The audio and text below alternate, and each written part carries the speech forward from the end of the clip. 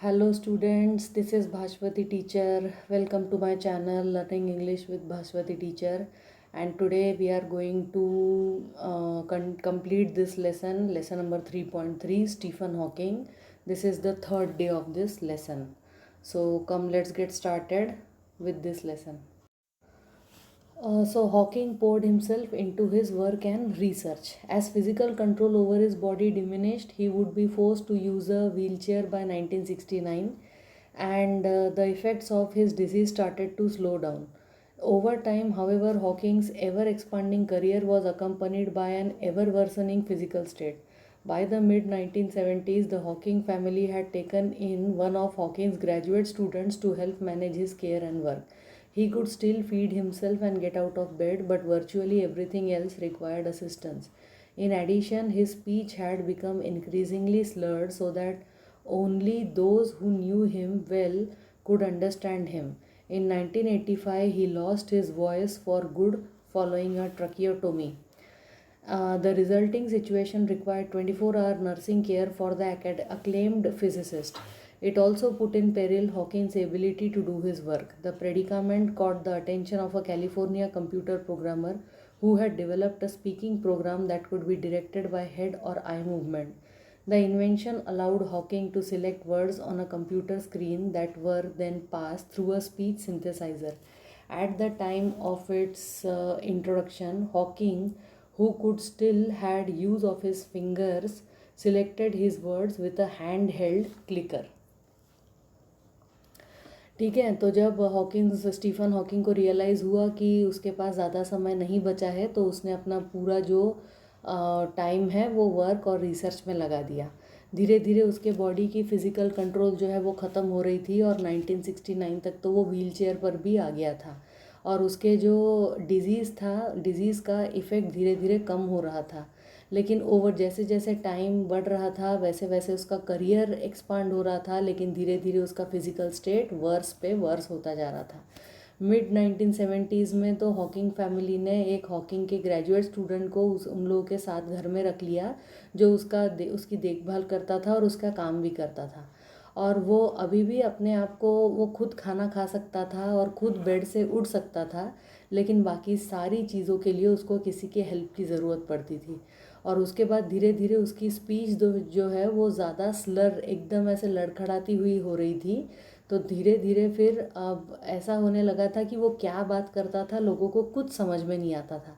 1985 में तो उसकी वॉइस हमेशा के लिए चली गई, क्योंकि ट्रैकियोटोमी उसका एक ऑपरेशन हुआ.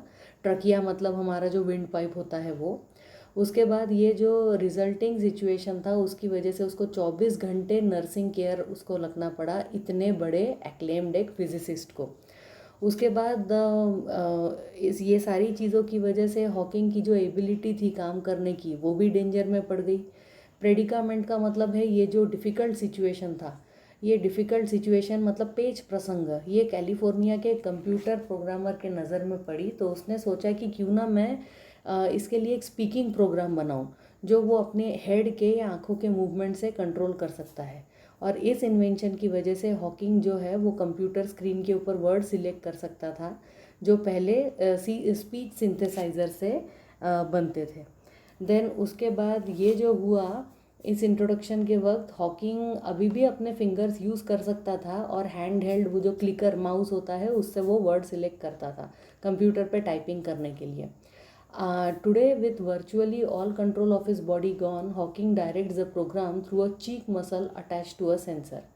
अब कुछ दिनों के बाद अब उसके जब बॉडी के सारे ये वर्चुअली जितने भी सारा कंट्रोल उसके बॉडी का चला गया था, तो हॉकिंग अब वो कंप्यूटर के प्रोग्राम को कैसे कंट्रोल करता था, उसके चीक मतलब गाल के ऊपर उन लोगों ने सेंसर लगा दिया था, वो चीक के मसल से उसको कंट्रोल करता था. Through the program and the help of assistants, Stephen Hawking has continued to write at a prolific rate. His work has included numerous scientific papers, of course, but also information for the non-scientific community. Hawking's health, of course, remains a constant concern, a worry that was heightened in 2009 when he failed to appear at a conference in Arizona because of a chest infection. In April, Hawking, who had already announced he was retiring after 30 years from the post of Lucasian, professor of mathematics at Cambridge, was rushed to the hospital for being what university officials described as gravely ill. It was later announced that he was expected to make a full recovery. That's all for this lesson. लेकिन अब मैं ये explain कर रही हूँ. अब ये जो चीक मसल वाला जो सेंसर लगा दिया गया था उससे वो कंट्रोल करता था. अब ये इस प्रोग्राम की मदद से और अपने असिस्टेंट्स की मदद से स्टीफन हॉकिंग अब बहुत ज़्यादा रेट पे वो लिखने लगा स्पेस साइंस के बारे में. और फिर उन्होंने बहुत सारे साइंटिफिक पेपर्स प्रोड्यूस किए और नॉन साइंटिफिक कम्युनिटी को ये इन्फॉर्मेशन देने के लिए. लेकिन हमेशा हॉकिंग का हेल्थ जो था वो ख़राब ही रहता था. और सबसे ज़्यादा चिंता वाली बात तो आई 2009 में, जब वो एरिज़ोना में एक कॉन्फ्रेंस में जाने वाले थे. वहाँ पे वो जा ही नहीं पाए क्योंकि उनको चेस्ट में इन्फेक्शन हो गया था. फिर अप्रैल में हॉकिंग, जिन्होंने ऑलरेडी 30 साल की सर्विस के बाद उन्होंने रिटायरमेंट अनाउंस कर दिया था, ल्यूकेशियन प्रोफेसर ऑफ मैथमेटिक्स कैम्ब्रिज में. अब एक बार उनको हॉस्पिटल में ले जाया गया और फिर यूनिवर्सिटी ऑफिशियल्स इसको बोलते थे कि ही वॉज ग्रेवली इल, वो बहुत बुरी तरीके से बीमार पड़ गए थे. बाद में ऐसा अनाउंस किया गया कि he was expected to make a full recovery. But now we know कि 2018 में स्टीफन हॉकिंग की डेथ हो चुकी है. लेकिन इतने सारे हेल्थ कंसर्न्स लेकर भी ही continued his research work and he never gave up on his passion and research work. So these are the men of honor. Chapter is completed. Thank you for watching. Please like and subscribe, and we will meet in the next video. This chapter stands completed. Bye bye.